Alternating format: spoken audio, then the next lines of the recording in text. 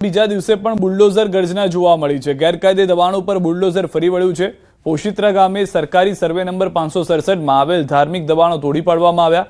પોશિત્રા ગામે સરકારી જમીનની 650 ચોરસ મીટર જમીન ખાલી કરાઈ।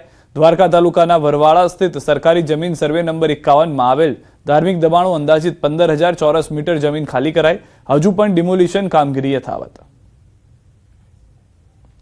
सबसे पहले वरवाला में और उसके बाद यहाँ पे पोचित्रा में तो सरकारी जमीन जो खाली की है वो तकरीबन 15,650 स्क्वायर मीटर की है और उसकी मार्केट वैल्यू तकरीबन 1 करोड़ 24 लाख है।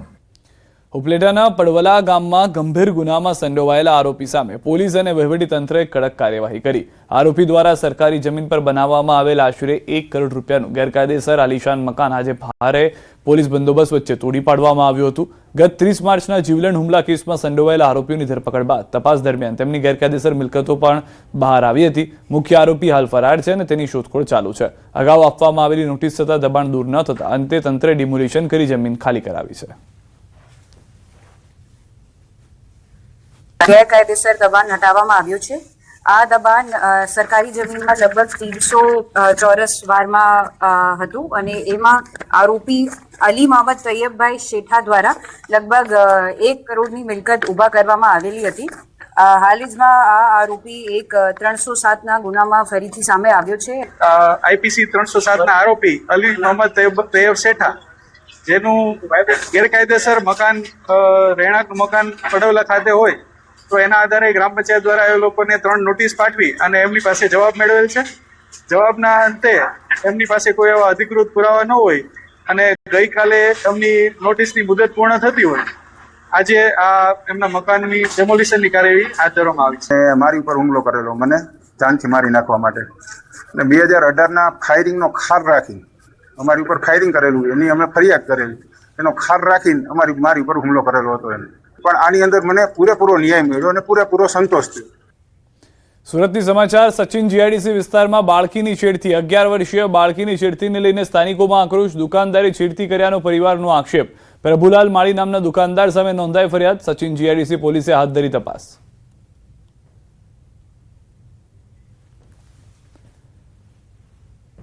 અમદાવાદથી સમાચાર। 35 વર્ષ પહેલા વટવામાં થયેલી હત્યાનો મામલો। મૃતક ફરજાનાનો પરિવાર આવ્યો સામે।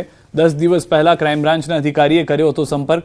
ફરજાના અંગે ક્રાઇમ બ્રાન્ચે કરી હતી પૂછપરછ। ફરજાના 17-18 વર્ષની હતી ત્યારે પરિવાર છોડી દીધો હતો।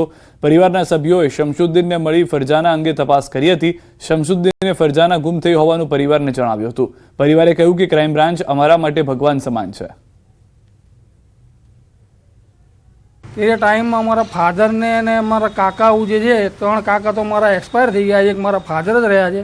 તે લોકો એવું કહેતા હતા કે અમે એનું જે બધું હતું એ બધું બાળી નાખ્યું હતું, ફોટા છે, વિડીયો હતા, એમ કે જે હતું એમનું કોઈ પ્રૂફ રહ્યું નહોતું। કેમ કે અમને લોકો એવું કે આપણા એમ કે ઘરમાં રખાય એવા હતા નહીં, તે એ રીતનું કંઈ માનતા નહોતા કે હેરાન કરતા હશે ઘરમાં। ત્યારે અમારા મોટાઓએ અમને એવું કીધું।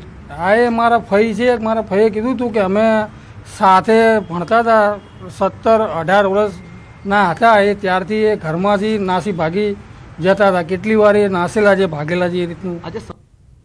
છોટાઉદેપુરમાં ચૂંટણીના પરિણામ બાદ ભાજપની હારનો વિવાદ। જિલ્લા પંચાયતની મોટી સડલી બેઠક પર આમ આદમી પાર્ટીની જીત થઈ। ભાજપના ઉમેદવારની હાર થતા ધમોડી ગામમાં નવીન બનેલ આરસીસી રોડને તોડી નાખવામાં આવ્યો, જેના કારણે ગામ લોકોને હાલાકી પડી છે। ચૂંટણીના પરિણામ બાદ જેસીબી સાથે કેટલાક લોકો હાથમાં દંડા લઈ આવ્યા હોવાનું કહેવામાં આવી રહ્યું છે ગામ લોકો તરફથી। ભાજપના નેતાઓ અને કાર્યકરોએ ગામમાં ડરનો માહોલ ઉભો કર્યો હોવાનું પણ લોકોનું કહેવું છે।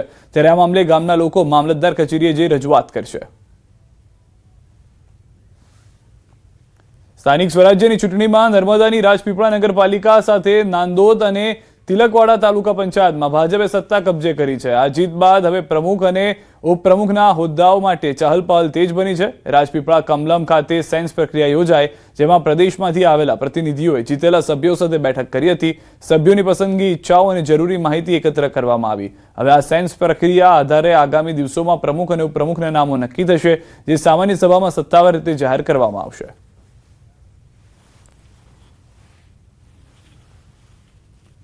સ્થાનિક સ્વરાજ્ય ચૂંટણીની અંદર હમણાં જ નર્મદા જિલ્લાની અંદર નાંદોદ, તિલકવાડા અને રાજપીપળા નગરપાલિકા રાજપીપળા જંગી બહુમતી ભારતીય જનતા પાર્ટીનો વિજય થયો છે. એના અંતર્ગત પાર્ટીની જે પ્રમુખ, ઉપપ્રમુખ અને હોદ્દેદારોની જે નિમણૂક કરવામાં આવે છે એના માટેની સેન્સ પ્રક્રિયા અત્યારે ચાલી રહી છે. એટલે પ્રદેશમાંથી જે નિરીક્ષકો આવ્યા છે એ લોકો અત્યારે જે અપેક્ષિત શ્રેણીના કાર્યકર્તાઓ હશે એમની સેન્સ પ્રક્રિયા ચાલે છે. વડોદરાની સયાજી હોસ્પિટલમાં જુનિયર અને રેસિડેન્ટ તબીબોની હડતાલ સમેટાઈ છે. સિક્યોરિટી, લાઇટ અને સીસીટીવી જેવી માંગણીઓ સ્વીકારતા નિર્ણય લેવાયો છે. ગાંધીનગરથી આવેલા અધિકારી સાથે બેઠક બાદ હોસ્પિટલ કેમ્પસમાં 60 બાઉન્સર ગોઠવાયા. પીએમ રૂમ, ઇમરજન્સી, ઓપીડી અને પીડિયાટ્રિક વિભાગમાં સુરક્ષા વધારાઈ. તબીબો પર હુમલા બાદ હડતાલ શરૂ થઈ હતી. તબીબોએ કાયમી સુરક્ષા વધારવાની માંગ સાથે હાલ માટે રાહત વ્યક્ત કરી છે. મધ્ય ગુજરાતની સૌથી મોટી સયાજી હોસ્પિટલમાં ગુજરાત સહિત આસપાસના જે પડોશી રાજ્યો છે ત્યાંથી પણ દર્દી આવતા હોય છે અને દર્દીઓના સગા આવતા હોય છે. ત્યારે ભૂતકાળમાં અનેક એવી ઘટનાઓ બની ચૂકી છે કે જે અહીંનો જે મેડિકલ સ્ટાફ છે, તબીબો છે, તેમના પર જે દર્દીના પરિવારના સભ્યો છે તેમના દ્વારા હિચકારો હુમલો જે છે તે કરવામાં આવતો હોય છે. અને હમણાં તાજેતરમાં જે ઘટના બની કે એક મૃતદેહ જે છે તે ડિકમ્પોઝ થઈ ગયો, એના કારણે પરિવારના સભ્યો રોષે ભરાયા હતા અને મેડિકલ સ્ટાફ સાથે ઉદ્ધતાઈભર્યું વર્તન કરીને તેમના પર હુમલો કર્યા હોવાના આરોપ જે છે તે લાગ્યા હતા. ત્યારબાદથી તબીબો જે છે તે હડતાલ પર ઉતર્યા હતા અને રાજ્ય સરકાર સુધી આખો મામલો પહોંચ્યો હતો. રાજ્ય સરકાર પાસે મામલો પહોંચ્યો ત્યારબાદથી જે સયાજી હોસ્પિટલ છે તેની સુરક્ષા વ્યવસ્થામાં વધારો જે છે તે કરવામાં આવ્યો છે. અને સીધા દ્રશ્યો તમે જોઈ રહ્યા છો કે તાત્કાલિક સારવાર વિભાગના દ્રશ્યો છે અને અહીંયા મોટી સંખ્યામાં દર્દી અને તેના સગા આવતા હોય છે. ત્યારે તબીબો અને મેડિકલ સ્ટાફની સુરક્ષા હેતુથી અહીંયા બાઉન્સર જે છે તે રાખવામાં આવ્યા છે. સિક્યુરિટી ગાર્ડ તો છે જ, પરંતુ સાથે સાથે બાઉન્સરોનું કવચ જે છે તે અહીંના મેડિકલ સ્ટાફને પ્રોવાઈડ કરવામાં આવ્યું છે. તબીબો સાથે વાત થઈ તો તબીબો કહી રહ્યા છે કે આ માત્ર પરમેનન્ટ સોલ્યુશન નથી, આ ટેમ્પરરી સોલ્યુશન છે. કાયમ માટે આ પ્રકારની વ્યવસ્થા જો કરવામાં આવે તો જે દર્દી છે તેમના સગા છે અને મેડિકલ સ્ટાફ છે તેમની વચ્ચે થતી તકરારો જે છે તે અટકાવી શકાય. કાયમ માટે આ જ પ્રકારની સુરક્ષા હોવી જોઈએ જેથી તબીબો પોતાને સુરક્ષિત મહેસૂસ કરી શકશે.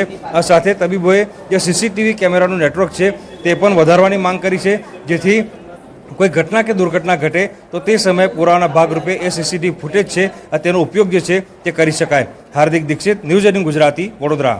સ્ટ્રાઇક એટલા માટે જ હતી કે અમને પ્રોપર સિક્યુરિટી પ્રોવાઈડ કરવામાં આવે, પ્રોપર સીસીટીવી કેમેરાસ ને બધું લાગેલું હોય અને આવી ઘટના આગળ ફ્યુચરમાં ના થાય એટલા માટે જ સેફટી જરૂરી છે. તો એ માટે હોસ્પિટલના સ્ટાફે અને સરકારે જે ચર્ચા વિચારણા કરી અને સિક્યુરિટીની વ્યવસ્થા વધારી છે અમારા માટે એ એક સારી બાબત છે. આ જે વ્યવસ્થા છે એ માત્ર હંગામી નહીં પરંતુ કાયમી બની રહે એ માટેની ખૂબ જ પોઝિટિવ શબ્દોમાં એની અમને અશ્યોરન્સ સીપી સાહેબ દ્વારા, કલેક્ટર સાહેબ દ્વારા, additional director of medical education દ્વારા અને મંત્રીશ્રી દ્વારા પણ ટેલિફોનિક રીતે કરવામાં આવેલી છે.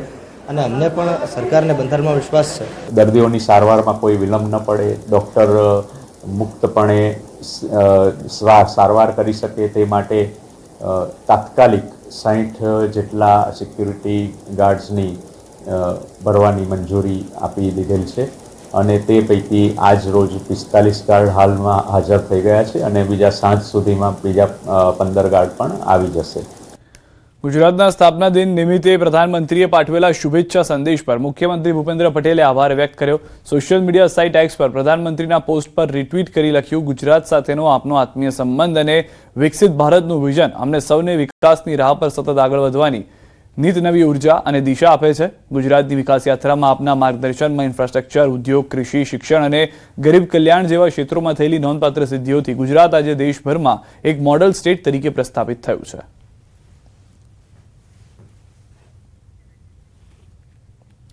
નર્મદા જિલ્લા પંચાયત અને તાલુકા પંચાયતની બેઠકો ગુમાવ્યા બાદ ભાજપ હવે હારના કારણો શોધી રહી છે. ભરૂચના સાંસદ મનસુખ વસાવાએ હારનું ઠીકરું આપ પર ફોડ્યું છે.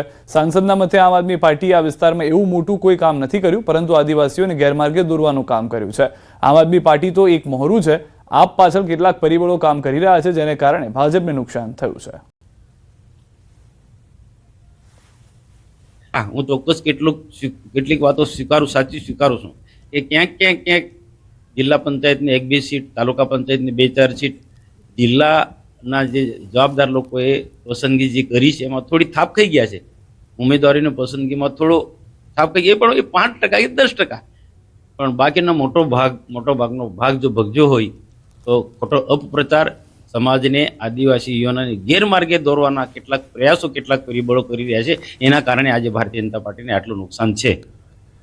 હવામાન વિભાગની હીટવેવ આગાહીના પગલે અંબાજી પંથકમાં તાપમાન 41 ડિગ્રી પાર જતા ભારે ગરમીનો પ્રભાવ જોવા મળી રહ્યો છે. ગરમીના કારણે ઝાડા, ઉલટી અને વાયરલ ફીવર જેવા રોગના કેસમાં વધારો થયો છે, જેના કારણે અંબાજીની સરકારી હોસ્પિટલમાં દર્દીઓની સંખ્યા વધી રહી છે અને ઓપીડી 300 થી વધીને 400 ને પાર પહોંચી છે. હોસ્પિટલમાં જરૂરી દવાઓ અને સારવારની સંપૂર્ણ વ્યવસ્થા ઉપલબ્ધ કરવામાં આવી છે. તબીબો દ્વારા લોકોને બિનજરૂરી બહાર ન નીકળવા, હળવા કપડાં પહેરવા અને છાશ, લીંબુ પાણી જેવા ઠંડા પીણા લેવા અપીલ કરવામાં આવી છે.